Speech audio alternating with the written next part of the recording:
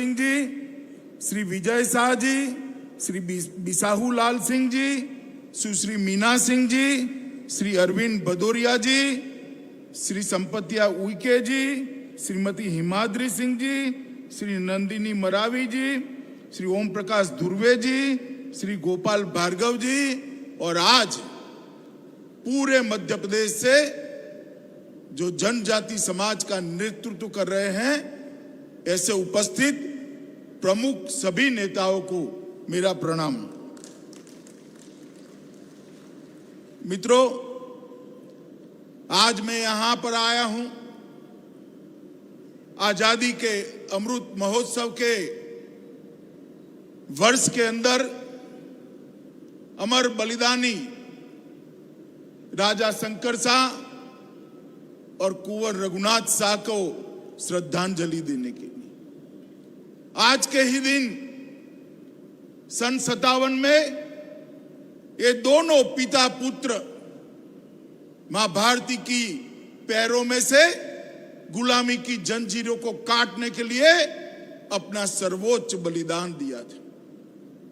हम कल्पना कर सकते हैं कैसा होगा उस दिन, कितना संताप होगा यहां के लोगों के अंदर, कितना संताप होगा देश भर के देशभक्तों के मन में जब ये दोनों पिता पुत्र को अंग्रेजों ने तोप से बांधकर उड़ा दिया था, परंतु उनके मन पर, उनके मुख पर कोई दुख विषाद नहीं दिखा।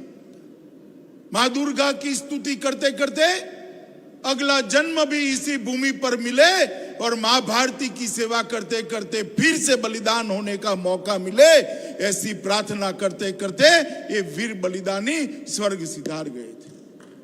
और इन बलिदानियों के कारण ही आज हम 75 साल से स्वतंत्रता की सांस ले रहे हैं। 1857 से शुरू हुई हमारी आजादी की क्रांति की लड़ाई 1947 15 अगस्त को समाप्त हुई और 15 अगस्त से आज तक 75 साल तक इस देश को अलग अलग समय पर अलग अलग लोगों ने आगे बढ़ाने का काम किया है। परंतु इस वर्ष हमारे प्रिय नेता और देश के प्रधानमंत्री श्री नरेंद्र मोदी जी ने एक संकल्प लिया है कि आजादी का अमृत महोत्सव मनाएंगे और ऐसे गुमनाम शहीदों को फिर से उनकी स्मृति को, उनके बलिदान को पुनर्जीवित करने का काम करेंगे।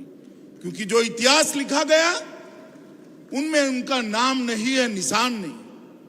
मैं आपको बताना चाहता हूं, मैं इसी जबलपुर में पिसनहारी की एक यहां पर धर्मशाला है, वहां पर 16 दिन तक रहकर जब मैंने गुजरात में सुना कि शंकर शाह और रघुनाथ शाह ने इसी प्रकार बलिदान दिया, मेरे मन में बहुत कौतुक था कि एक कविता के कारण किसी को तोप के सामने बांधकर उड़ा दिया जाता है। तब मैं इसको देखने के लिए आया था, भेड़ाघाट भी गया था, जबलपुर भी रहा था। तब से ये पिता पुत्र के बलिदान का मेरे मन में एक अनूठा स्थान है। आज मेरा सौभाग्य है कि उनका जो स्मारक बनाने का मध्य प्रदेश सरकार ने निर्णय किया है, उसकी नींव मेरे हाथों से डालने का सौभाग्य मुझे मिला है। परंतु मित्रों, देश भर में कई तहसीलों में, कई जिलों में, कई प्रदेशों में ऐसे अनेक वीर बलिदानी हैं जिनको इतिहास में स्थान नहीं मिला, उचित सम्मान नहीं मिला। क्या काल उसको भुला सकता है? क्या उनके बलिदान को हम भुला देंगे? क्या कोई भी देश की नई पीढ़ी ये चाहेगी जिन्होंने अपने देश के लिए सर्वस्व न्यौछावर कर दिया, उनको हम भूल जाए? हम कभी नहीं चाहेंगे। इसीलिए हम आजादी का अमृत महोत्सव मना रहे हैं और ये आजादी के अमृत महोत्सव के अंदर जाने अनजाने सभी शहीदों को, स्वतंत्रता के सेनानियों को पुनर्जीवित, उनकी स्मृति को पुनर्जीवित करेंगे, उनके बलिदान के जज्बे को आज की युवा पीढ़ी में रोपित करने का काम करेंगे। इसीलिए प्रधानमंत्री जी ने आजादी का अमृत महोत्सव मनाया है। कई लोग पूछते हैं कि आजादी का अमृत महोत्सव क्या है। आजादी का अमृत महोत्सव नई पीढ़ी के अंदर देशभक्ति का ज्वर जगाने का एक प्रयास है। आजादी का अमृत महोत्सव देश की युवा पीढ़ी को गौरव के साथ जोड़ने का, भारत के गौरव के साथ जोड़ने का एक प्रयास है। आजादी का अमृत महोत्सव भारत को दुनिया में सिरमौर बनाने का संकल्प लेने का एक प्रयास है। आजादी का अमृत महोत्सव 130 करोड़ भारतीयों को अपना जीवन स्तर उठाकर सबको समान अधिकार मिले, इस प्रकार का भारत की रचना करने का संकल्प लेने का समय है। संविधान की भावना हर व्यक्ति तक पहुंचाने का प्रयास ये आजादी का अमृत महोत्सव है। कर्तव्य के लिए हर नागरिक के मन में जागरूकता पैदा करना ये आजादी का अमृत महोत्सव का काम है। और हर भारतीयता के मन में, हर भारतीय के मन में आत्मनिर्भर भारत का संकल्प लेने का समय ये आजादी का अमृत महोत्सव है। मित्रों, आज मैं जब यहाँ आया हूं तब इस संस्कार धानी के इस पवित्र मिट्टी को छूने के लिए आया हूं जहां पर रघुनाथ शाह और शंकर शाह का बलिदान हुआ। या आज ये स्मारक जो बनेगा, आज यहाँ पर जो कार्यक्रम हुआ है, मुझे पूरा विश्वास है आने वाले दिनों में हजारों साल तक न सिर्फ गोंडवाना, पूरे देश भर के युवाओं को ये पिता पुत्र का बलिदान प्रेरणा देता रहेगा और देश के लिए जान न्यौछावर करने के लिए आगे होगी। ये दुर्गावती का क्षेत्र है। रानी दुर्गावती के वंश में ही रघुनाथ शाह और शंकर शाह हुए और रानी दुर्गावती ने भी, वीर रानी दुर्गावती ने भी मुगलों के सामने लड़ते लड़ते देश की स्वतंत्रता के लिए अपना सर्वस्व न्यौछावर किया था। और वही प्रेरणा लेकर शंकर शाह और रघुनाथ शाह ने भी बलिदान किया। मित्रों, आजादी के अमृत महोत्सव के समय 1857 से लेके 1947 तक जितने जितने गुमनाम आजादी के सिपाही थे, वीर बलिदानी थे, उनकी स्मृति को पुनर्जीवित करना, उनके बलिदान को देश के युवाओं के सामने रखने का एक बहुत महत्वपूर्ण काम देश के प्रधानमंत्री जी ने उठाया। और मैं आप सभी को कहना चाहता हूं कि आजादी के आंदोलन में हमारे इतिहास लिखने वालों ने अनुसूचित जनजाति के वीर योद्धाओं को भुलाने का काम किया। मैं गर्व के साथ कह सकता हूं कि आजादी के आंदोलन के अंदर और सन 57 के स्वतंत्र संग्राम से लेकर 1947 तक जनजाति नेताओं ने जो बलिदान दिए हैं, शायद ही इतने बलिदान किसी और लोगों ने दिए होंगे, इतने हमारे जनजाति नेताओं ने, मगर उसको भुला दिया गया। और इसीलिए नरेंद्र मोदी जी ने ये नई पीढ़ी जाने, इसके लिए इसको आगे बढ़ाने का काम किया है। मैं कल ही वहां जाकर आया निर्मल में, जहां 1000 से ज्यादा जनजाति के लोगों को एक ही बरगद के पेड़ पर फांसी पर चढ़ा दिया गया है। मित्रों, भगवान बिरसा मुंडा को कौन भूल सकता है। कई सारे ऐसे महत्वपूर्ण लोग थे जिन्होंने सन 57 के पहले भी इस क्रांति को आगे बढ़ाया। 1780 से 1857 तक जिन्होंने क्रांति का बीड़ा उठाया, उसमें सबसे ज्यादा जनजाति सेना नायक। 1855 में सिद्धू कान्हू विद्रोह, 1828 से 1832 तक बुद्धू भगत द्वारा चलाया गया लड़का आंदोलन, बिरसा मुंडा का महत्वपूर्ण संघर्ष, ढेर सारे ऐसे थे जिन्होंने सन 57 की क्रांति के पहले ही क्रांति की मसाल को जलाया था। इसके साथ ही गुंडाधुर, कांगला माझी, गैन सिंह जैसे अनेक नायकों ने भी सन 57 के पहले ही यहाँ पर देश भर में एक क्रांति का बिगुल फूटा था। 1842 में सागर के जवाहर सिंह बुंदेला, नरहूद के मधुकर शाह, मदनपुर के गोंड राजा दिल्लन शाह, हीरापुर के हिरेंद्र शाह, हिम्मत सिंह गौड़ और भाऊ सिंह गौड़ ने भी स्वतंत्रता सेनानियों का नेतृत्व किया था। और राजा शंकर शाह के बाद भाट गांव के राजा महिपाल सिंह गौड़, मदनपुर के राजा चंद्रहास गौड़, मूरत सिंह जी, लक्ष्मण सिंह, गहवर सिंह गौड़, इन लोगों ने भी सन 57 के बाद इस लड़ाई को चालू रखा था। और इसीलिए भारतीय जनता पार्टी के नेता और हमारे प्रिय प्रधानमंत्री ने एक निर्णय किया है कि जनजाति संग्रहालय देश भर में बनाए जाएंगे और इसमें ये जनजाति नेताओं को स्मरण के लिए एक हमेशा के लिए व्यवस्था करनी जाएगी। 195 करोड़, लगभग 200 करोड़ सी लागत से 9 संग्रहालयों की कल्पना की गई है और बहुत अच्छे तरीके से कोने कोने से जनजाति के वीर नेता जिन्होंने आजादी के लिए बलिदान दिया, संघर्ष किया, उनको ढूंढ ढूंढ कर उनके इतिहास को पुनर्जीवित कर उनकी स्मृति को संजोकर ये संग्रहालय बनाए जाएंगे, जिसमें गुजरात में राजपीपला, झारखंड में रांची, आंध्र प्रदेश में लंबा सिंगी, छत्तीसगढ़ में रायपुर, केरल में कोझिकोड, मध्य प्रदेश में छिंदवाड़ा, तेलंगाना में हैदराबाद, मणिपुर में स्थान तय होना बाकी है और मिजोरम में केलसी के अंदर ये संग्रहालय बनाए जाएंगे। और 200 करोड़ रुपए में से 110 करोड़ रुपया खर्च भी कर दिया गया है। मित्रों, जैसे शिवराज जी ने कहा, कांग्रेस ने हमेशा जनजाति कल्याण की बात की, जनजाति के वोट लेने का प्रयास किया, मगर जनजाति कभी कल्याण कभी नहीं किया। अलग अलग दल खड़ा करती है, अलग अलग लोगों को आगे लाकर जनजातियों के वोटों में बंटवारा हो, इस प्रकार की भावना करती।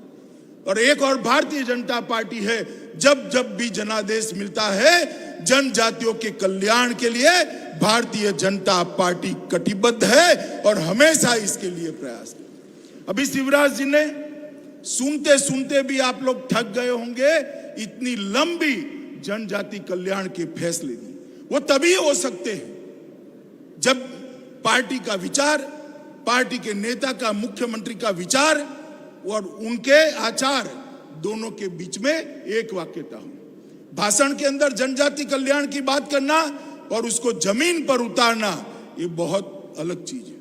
आज तक मध्य प्रदेश के अंदर जनजातियों को विकास करने के लिए ढेर सारे कदम पहले भी उठाए गए, आज भी उठाए, मोदी जी ने भी ढेर सारे कदम उठाए, मगर शिवराज जी ने आज जनजाति के लोगों को अधिकार देने की शुरुआत की है और मैं मानता हूं एक नए प्रकार की शुरुआत है। मित्रों, मोदी जी ने आने के बाद मैं बताना चाहता हूं, क्योंकि मुझे मालूम है कांग्रेस वाले मेरे जाने के बाद जरूर प्रेस करेंगे, मगर मैं कुछ आंकड़े देना चाहता हूं, उन्होंने उसका जवाब देना चाहिए। वार्षिक बजट जो होता है जनजातियों के लिए, वो 2013-14 में 4200 करोड़ था। जरा जोर से बोलिए कितना था, जोर से बोलिए कितना था। 2021-22 में उसको बढ़ाकर 7900, मतलब 2 गुना करने का काम भारतीय जनता पार्टी की नरेंद्र मोदी सरकार ने किया। मित्रों, इसके अलावे अलग अलग शेड्यूल ट्राइब कंपोनेंट जो अलग अलग डिपार्टमेंट में होता है, 2013-14 में देश भर में कुल मिलाकर 21,500 करोड़ था। 21,500, मैं फिर से कहता हूं, आप ध्यान से सुनिएगा, 21,500। 13-14 में आपने परिवर्तन कर दिया, मोदी जी को देश का प्रधानमंत्री बनाया, भारतीय जनता पार्टी को सत्ता के सूत्र दिए जो आदिवासी के, जनजाति के कल्याण के लिए समर्पित है।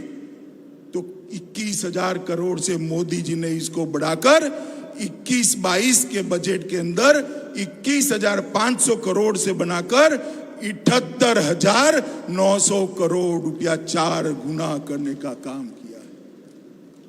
अब मैं पूछ सकता हूं कांग्रेस के किसी नेता को, भैया आपके पास इसका जवाब क्या है? एसटी कवरेज जो 24 केंद्रीय मंत्रालयों में था, उसको बढ़ाकर 41 मंत्रालयों तक पहुंचाने का काम ये भारतीय जनता पार्टी ने किया है। और सबसे बड़ा काम किया है, बच्चे को अच्छी शिक्षा मिलेगी तो संविधान प्रदत्त अधिकार को वो जान पाएगा, संविधान ने जो कर्तव्य दिए है उसको वो जान पाएगा। इसके लिए बहुत जरूरी है कि उसको अच्छी शिक्षा मिले। और आदिवासी गांव से स्कूल तक जाना बहुत कठिन होता है, ये परिस्थितियों को भारतीय जनता पार्टी के कार्यकर्ता जानते हैं। इसलिए मोदी जी ने एकलव्य मॉडल रेसिडेंशियल स्कूल का मॉडल अपनाकर प्रत्येक ब्लॉक में एक रेसिडेंशियल स्कूल बनाने का काम किया है मित्रों, प्रत्येक आदिवासी बहुल ब्लॉक के अंदर। और इसके अंदर लगभग 167 स्कूल स्वीकृत कर दिए गए हैं, 250 से ज्यादा बनाने हैं, इसमें से 161 बनाने की शुरुआत हो चुकी है।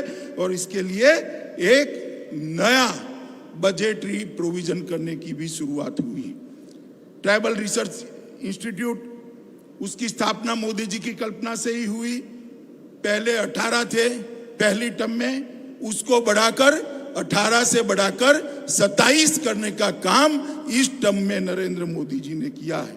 और रिसर्च इंस्टीट्यूट पर परिव्यय 7 करोड़ पहले होता था, इससे बढ़ाकर 150 करोड़ तक पहुंचाने का काम ये भारतीय जनता पार्टी की सरकार ने किया।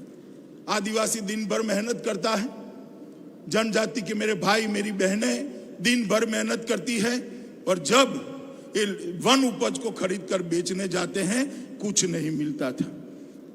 नरेंद्र मोदी सरकार ने पहले कांग्रेस के जमाने में, मैं इसलिए कंपैरिजन कह रहा हूं कि मुझे मालूम है कांग्रेस वाले शाम को मैदान में आएंगे, उन्होंने स्पेसिफिक इस चीज का जवाब देना चाहिए।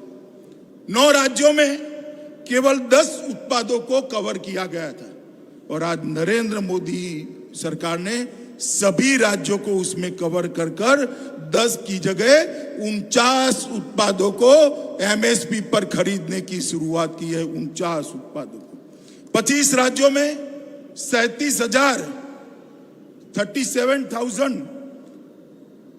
स्वसहाय जूथ बनाए गए, और एक डिस्ट्रिक्ट मिनरल फंड की कल्पना की गई। और नियमों से ही अधिकार मिलते, निर्णयों से ही अधिकार मिलते। पहले खदान से अंदर से खनिज निकाला जाता था, कोयला निकाला जाता था, लोहा निकाला जाता था, एल्यूमिनियम पीतल निकाला जाता था, उस क्षेत्र के लिए कुछ नहीं होता, उस क्षेत्र का विकास नहीं होता था।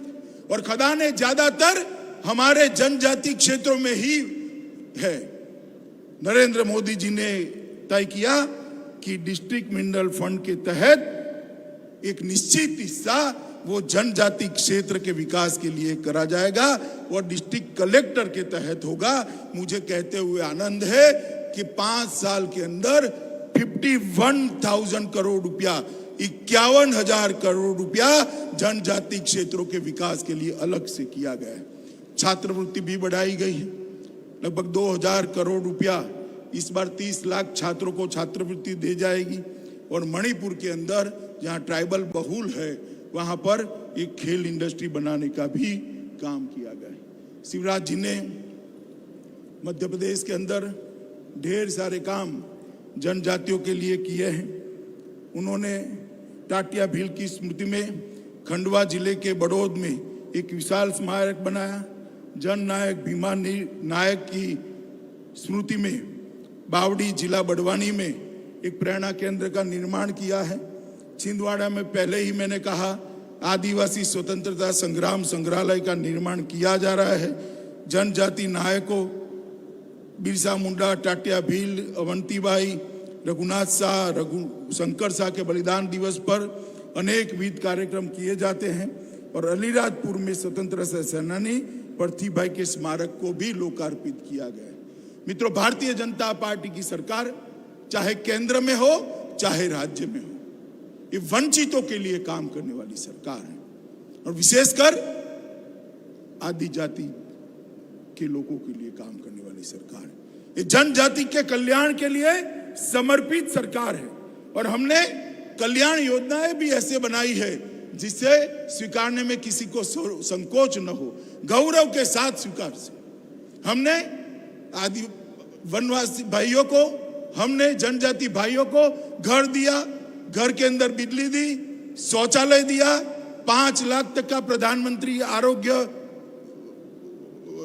कार्ड देने का काम किया, अब शुद्ध पीने का पानी भी पहुंचा रहे हैं। जनजाति क्षेत्र के भाइयों बहनों को उनका जीवन स्तर उठाने के लिए गौरव के साथ वो समाज के अंदर जी सके, इस प्रकार का प्रयास करने में भारतीय जनता पार्टी का सरकारें कभी पीछे मुड़कर नहीं देखेगी।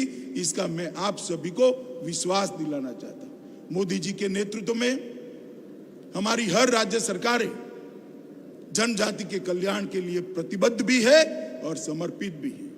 मित्रों, आज मैं फिर से एक बार शंकर साह और रघुनाथ साह की पुण्य स्मृति को प्रणाम करना चाहता हूं और मुझे विश्वास है कि आने वाले हजारों सालों तक ये पिता पुत्र के बलिदान को हमारा समाज, हमारा देश और विशेषकर युवा अपने दिल में संजो कर रखेगा और उनसे प्रेरणा प्राप्त कर कर भारत विकास के लिए आगे बढ़ेंगे।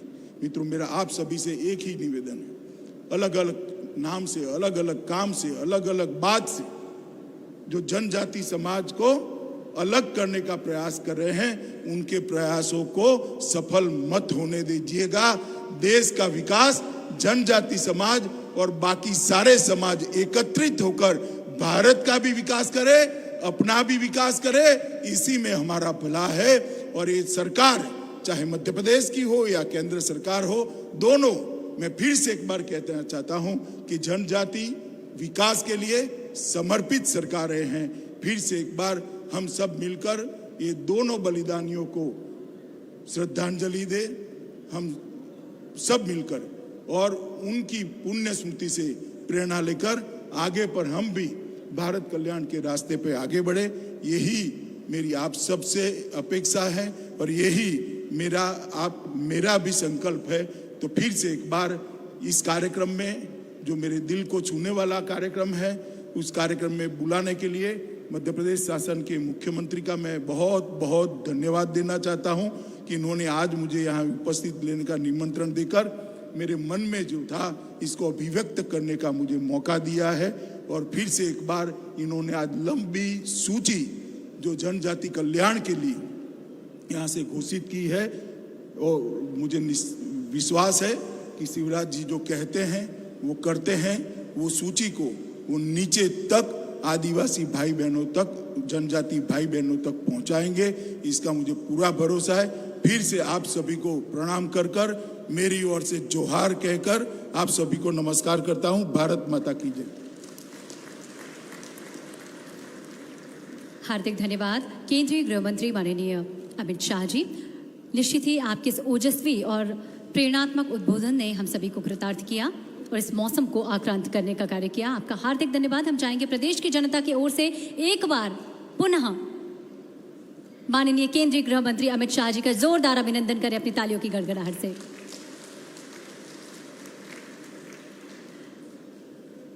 अब मैं सुश्री मीना सिंह मांडवे जी, माननीय मंत्री जनजातीय कार्य विभाग से आग्रह करती हूं, पूरे प्रदेश की ओर से केंद्रीय गृह मंत्री माननीय अमित शाह जी को इस अवसर पर स्मृति चिन्ह भेंट करें। हम आपको बता दें कि ये कलाकृति गौड़ जनजाति पद्मश्री भूरीबाई जी के द्वारा निर्मित की गई है। अब मैं पुनः एक बार सुश्री मीना मांडवे जी से आग्रह करती हूँ, मध्य प्रदेश के मुख्यमंत्री शिवराज सिंह चौहान जी को स्मृति चिन्ह भेंट करें।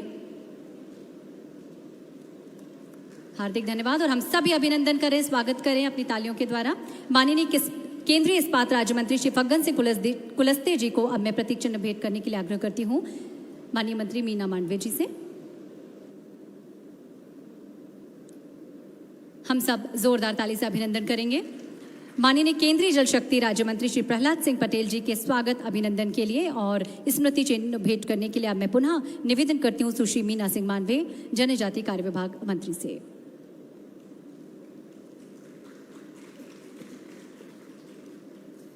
बहुत बहुत धन्यवाद, अभिनंदन। जनजातीय विरासत, जनजातीय परंपरा और संस्कृति के संरक्षण और संवर्धन के लिए कृत संकल्पित जनजातीय कार्य विभाग मंत्री सुश्री मीना सिंह मांडवे के लिए अब मैं आमंत्रित करती हूं आभार प्रदर्शन के लिए। सुश्री मीना सिंह मांडवे, माननीय मंत्री जनजातीय कार्य विभाग।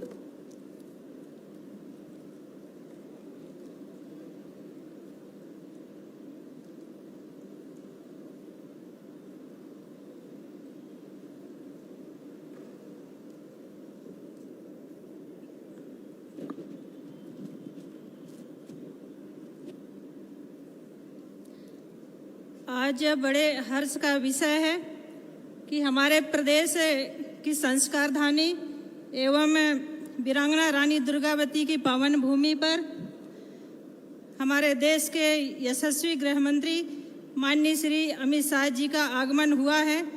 आज जनजाति नायक एवं स्वतंत्रता संग्राम सेनानी वीर राजा शंकर शाह एवं कुंवर रघुनाथ शाह के बलिदान दिवस पर आदरणीय श्री अमित शाह जी के द्वारा दिए गए आशीष वचन अनुसरणी होकर प्रदेश के जनजाति समुदाय के लिए प्रेरणा स्रोत रहेंगे।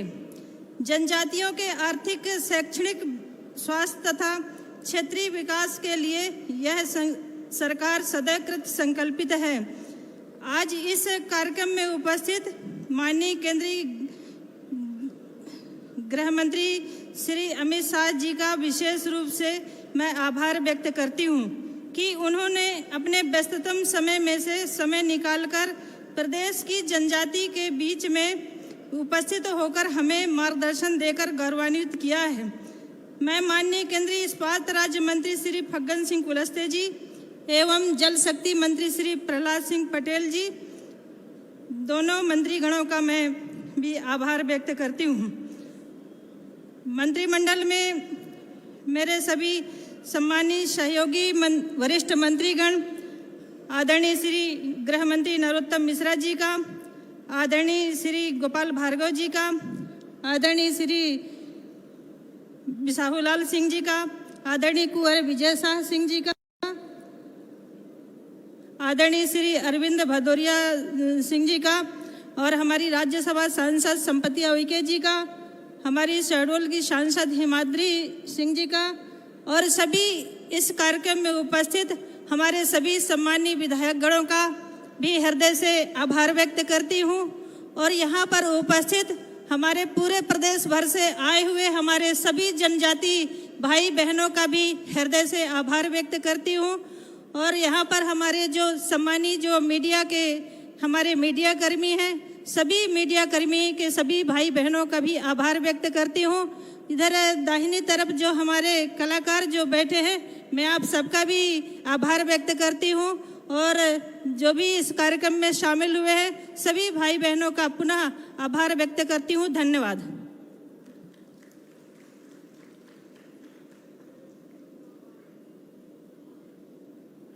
हार्दिक धन्यवाद मीना मांडवे जी। और एक बार जोरदार तालियों से केंद्रीय गृह मंत्री माननीय अमित शाह जी का अभिनंदन करेंगे, स्वागत करेंगे।